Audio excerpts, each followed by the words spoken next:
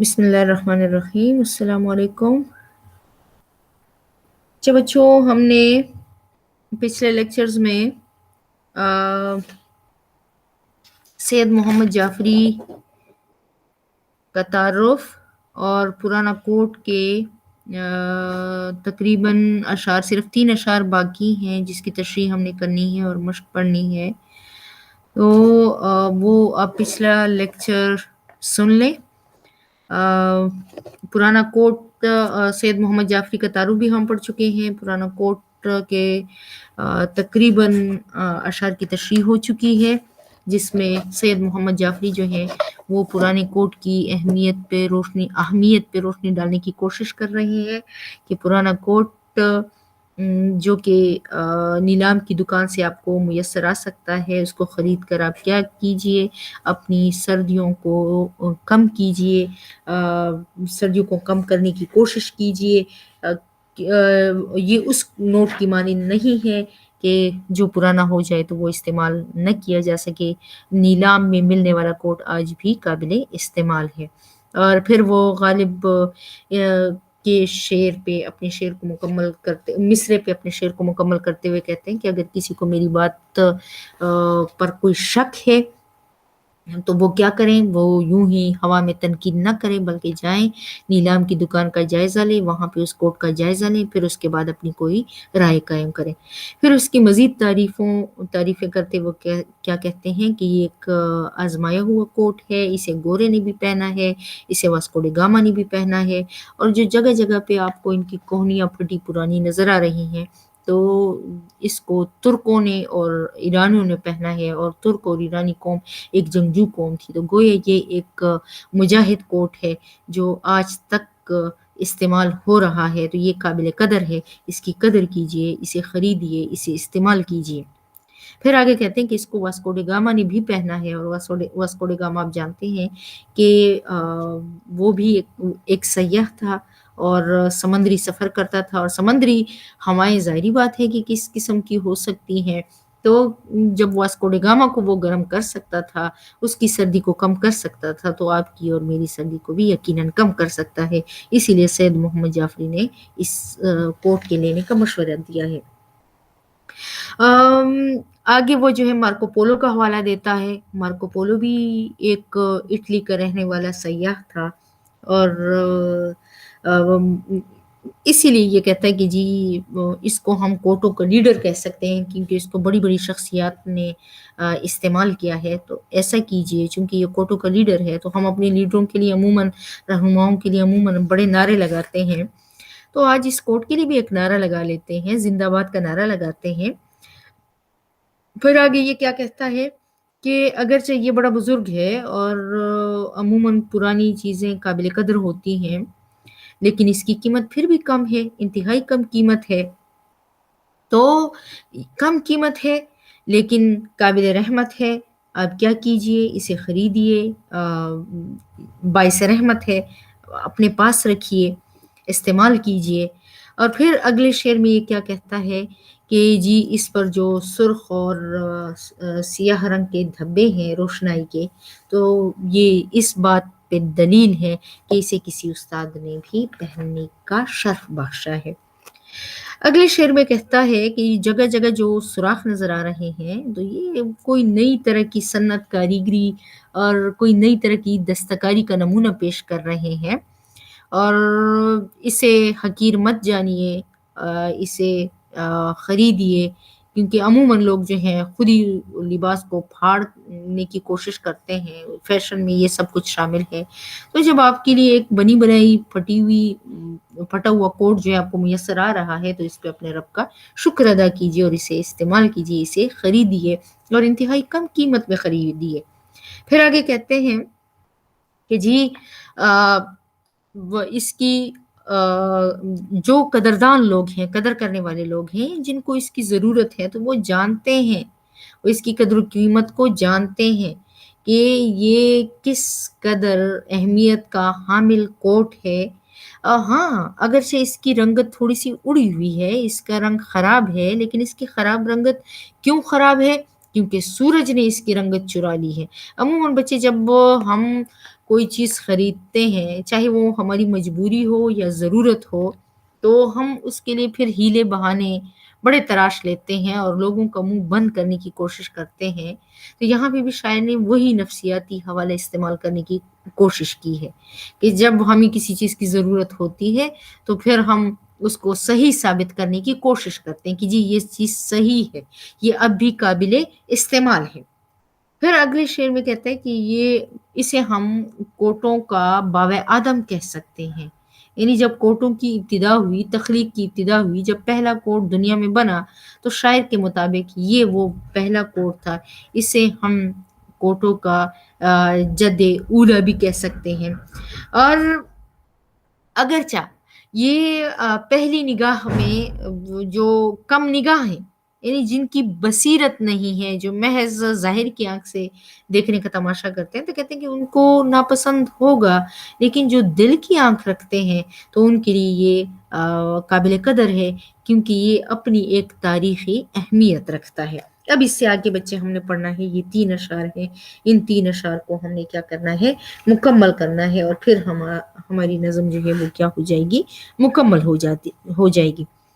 دہانے زخم کی مانند ہنس رہے ہیں کاج، وصول کرتے ہیں چینی کی انکھڑیوں سے خراج۔ دہانے زخم کی مانند، دہان بچے کہتے ہیں منہ کو، زخم کی مانند ہنس رہے ہیں کاج۔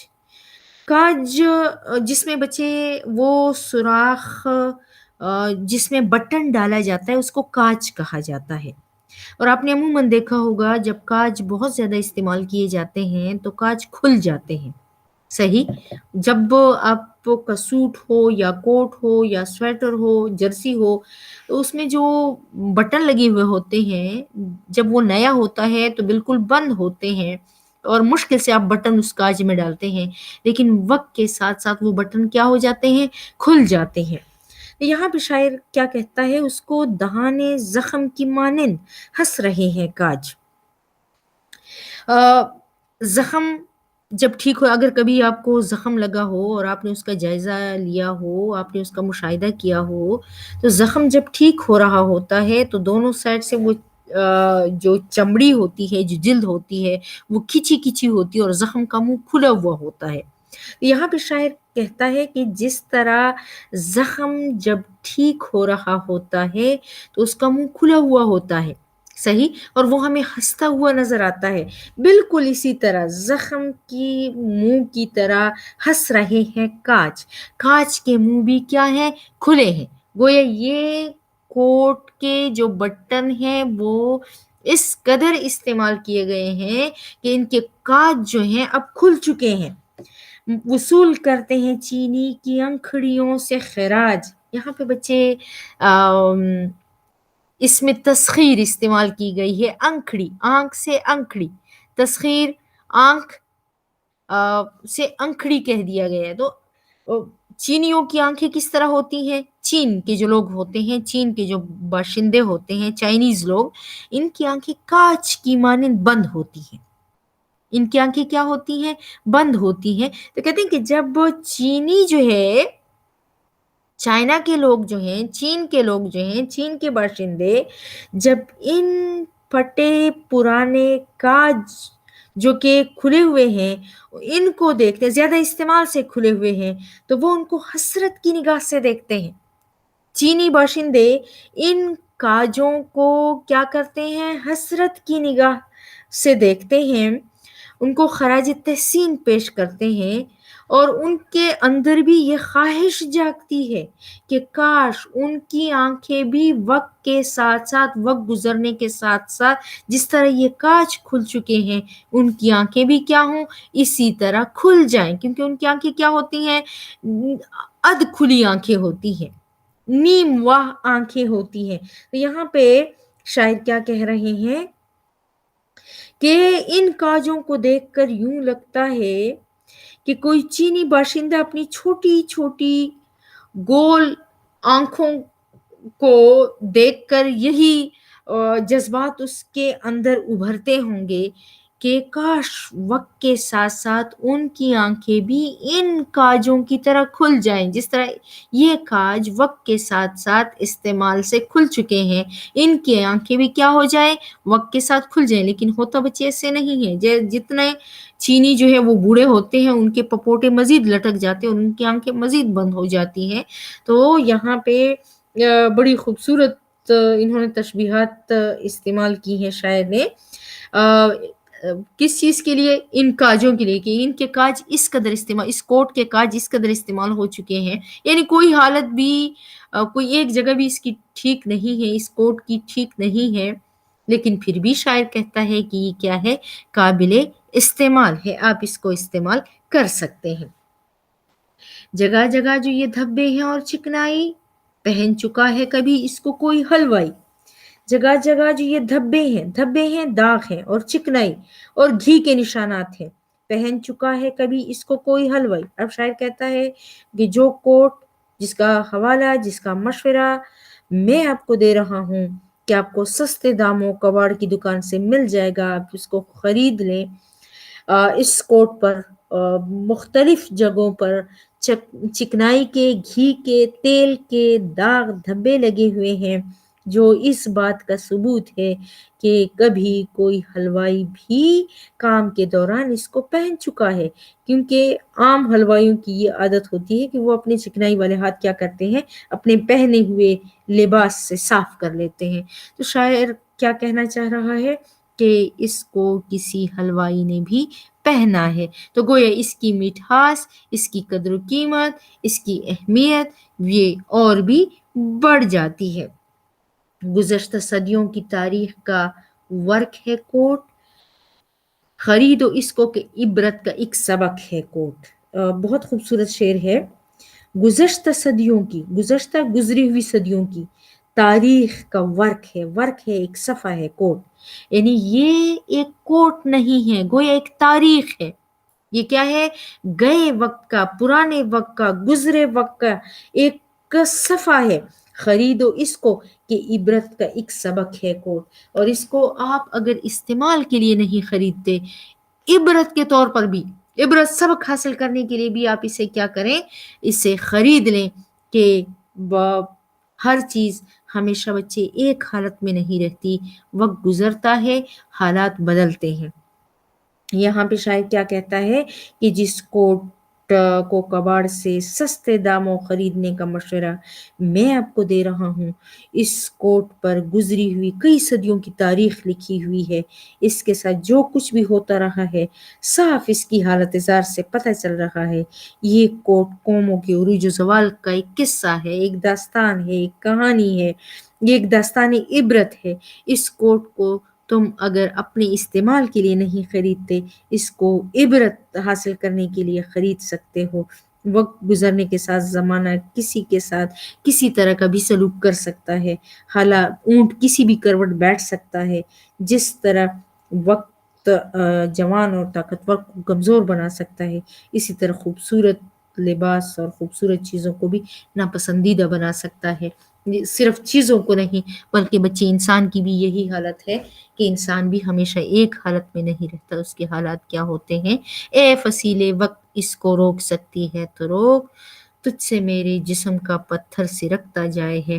تو وقت جو ہے وہ ایک سا نہیں رہتا، وقت جو ہے وہ بدلتا ہے، حالات بدلتے ہیں، انسان ہمیشہ ایک حالت میں نہیں رہتا۔ تو شاعر جو ہے آخری شعر میں پورا نچوڑ پیش کرنے کی کوشش کر رہے ہیں اور کوشش کر گئے ہیں۔ اور اس میں بچے اب ہم مشق کی طرف آتے ہیں۔ یہ ان کی نظم شوخیت ان کا جو مجموعہ ہے، مجموعہ کلام ہے شوخی تحریر، وہاں سے یہ نظم لی گئی ہے۔ اور اب آپ آئیں مشق کی طرف۔ یہاں پہ آپ دیکھیں شاعر نے پرانے کوٹ کی خامیوں کو کیسے خوبیاں بنا کر پیش کرنے کی کوشش کی ہے۔ یہ آپ لوگوں نے مجھے بتانا ہے کہ شاعر نے کس طرح اس نظم میں خامیوں کو، ظاہری بات ہے کہ شاعر نے پوری مہارت استعمال کی ہے اور کوٹ کے اندر جتنی بھی خامیاں ہیں اس کو شاعر نے جو ہے خوبی بنانے کی کوشش کی ہے۔ تھوڑا-سا میں آپ کو بتا دیتی ہوں، باقی آپ نے خود ہی کہ آ یہ سوراخ جو کیڑوں نے اس پہ ضرب لگائے ہوئے ہیں، تو اس کو شاید جو ہے ایک فیشن کہ جی یہ ایک طرح کی دستکاری ہے، ہاتھ کا کام ہے، اور اس کے علاوہ یہ کہتے ہیں کہ جی اگر اس کی کوہنیاں پھٹی ہوئی ہیں تو آج کل بچے آپ نے دیکھا ہوگا یہ بڑی-بڑی دکانوں میں جو بڑی قیمتی سویٹریں ملتی ہیں، ان کی کوہنیوں پہ کپڑے سے لگائے ہوئے ہوتے ہیں، اور پرانے زمانے میں بھی آ، جب کوہنیاں پھٹ جاتی تھی تو مائیں جو ہیں اس پہ پیوند لگاتی تھی۔ وہ کہتے ہیں کہ یہ جو کوہنیاں پھٹی ہوئی ہیں تو یہ کوہنیاں یوں ہی نہیں پھٹی ہوئی بلکہ یہ اسے جنگجوؤں نے استعمال کیا ہوا ہے، اور اسے آپ ایک نئے فیشن کے طور پر استعمال کر سکتے ہیں۔ اس کے علاوہ واسکو ڈی گاما کا حوالہ دیتا ہے، استاد کا حوالہ دیتا ہے، مختلف حوالے دے کر اس کی اہمیت کو کیا کرتا ہے، اس کوڈ کی اہمیت کو بڑھانے کی کوشش کرتا ہے۔ اگلا سوال کیا ہے؟ تشبیہ اور استعارے سے کیا مراد ہے؟ اس نظم میں شاعر نے پرانے کوٹ کے لیے کیا کیا تشبیہات استعمال کی ہیں؟ بچے تشبیہ اور استعارے جو ہیں اس کی تعریفیں میں آپ کو بھیج بھی چکی ہوں، تو وہ وہاں سے آپ لوگوں نے پڑھ لینا ہے کہ تشبیہ کسے کہتے ہیں اور استعارہ کسے کہتے ہیں۔ اب یہاں پہ میں آپ لوگوں کو نظم کو آپ دیکھیں، بڑا بزرگ ہے یہ آزمودہ کار ہے یہ، اس میں شاعر نے کیا کیا ہے، پرانے ہونے کی وجہ سے کوٹ کو بزرگ اور تجربہ کار کہا ہے جو کہ ایک استعارہ ہے، اور جگہ جگہ وہ پھرا مثل مارکو پولو، مثل مارکو پولو کس کی طرح وہ پھرا؟ مارکو پولو کی طرح۔ اس میں اس نے تشبیہ استعمال کی ہے، مختلف ملکوں میں گھوما ہے، مختلف ملکوں کی اس نے سیر کی ہے، جگہ جگہ کی اس نے سیر کی ہے، سیاحت کی ہے۔ اس کے علاوہ یہ کوٹوں کی دنیا کا باب آدم ہے۔ اس میں اسے پرانے ہونے کی وجہ سے باب آدم قرار دیا ہے، صحیح۔ دہان زخم کی مانند ہنس رہے ہیں کاج، اس میں مصرے میں کیا کیا ہے، تشبیہ استعمال ہوئی ہے، کاج اور زخم دونوں کا منہ کھلا ہوتا ہے، اور ہنسنے میں بھی منہ کھلا ہوا ہوتا کھل جاتا ہے، تو اور کاج بھی جب پرانا ہو جاتا ہے تو وہ کھل جاتا ہے، تو اس میں یہ ہنسنے کی صفت جو ہے وہ پائی جاتی ہے، شاعر نے یہاں پہ تشبیہ استعمال کی ہے۔ اور گزشتہ صدیوں کی تاریخ کا ورق ہے یہ کوٹ، آخری شعر بالکل آپ دیکھیں آخری مصرع، اس میں شاعر نے کیا کیا ہے، کوٹ بھی پرانا ہے اور تاریخ بھی ظاہری بات ہے کہ پرانی ہوتی ہے، تو اسی نسبت سے شاعر نے کوٹ کے لیے تاریخ کا ورق استعارے کے طور پر استعمال کیا ہے۔ اچھا اب اگلا سوال ہے، مصرے مکمل کریں، مصرے مکمل کریں، کسی مرے ہوئے گورے کی یادگار ہے یہ، پہن چکے ہیں اسے ترک اور ایرانی، میاں بزرگوں کا سایہ بڑی غنیمت ہے، نئی طرح کی یہ سنت ہے، دستکاری ہے، گزشتہ صدیوں کی تاریخ کا ورق ہے کوٹ۔ اب ہے پرانا نظم، پرانا کوٹ کا مرکزی خیال۔ اچھا بچے یہ اہمیت کا حامل سوال ہے کہ اس نظم کا مرکزی خیال کیا ہے، بنیادی آپ نے اس سے کیا سبق اخذ کیا ہے؟ تو بچے ایک تو ہم یہی کہ جب کوئی قوم جو ہے ایک طویل عرصے تک کسی دوسری قومیت کی غلامی میں زندگی گزارتی ہے تو وہ قوم جو ہے غلامانہ ذہنیت کی حامل ہو جاتی ہے، اور پھر ان کی وہ اگر آزاد بھی ہو جاتے ہیں تو ان کی وہ غلامانہ ذہنیت جو ہے وہ ختم نہیں ہوتی، یعنی ذہنی طور پر وہ غلام ہی رہتے ہیں۔ تو یہاں پہ تو ہمیں وہ چیز بھی نظر آ رہی ہے، شاعر نے بالکل غالباً تیسرا شعر ہے کہ وہاں پہ کہتے کہ کسی گورے کی کیا ہے کہ کسی مرے ہوئے گورے کی یادگار ہے یہ.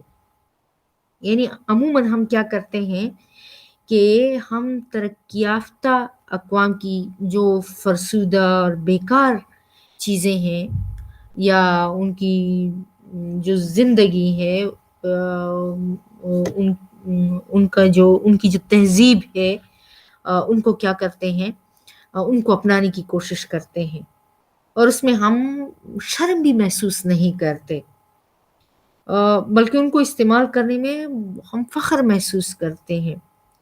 تو یہاں پہ پہلے اس کا مرکزی خیال ہم کس طرح کہ ہم ذہنی طور پر غلام قوم دوسروں کا پہناوا اپنے لیے قابل فخر سمجھتے ہیں.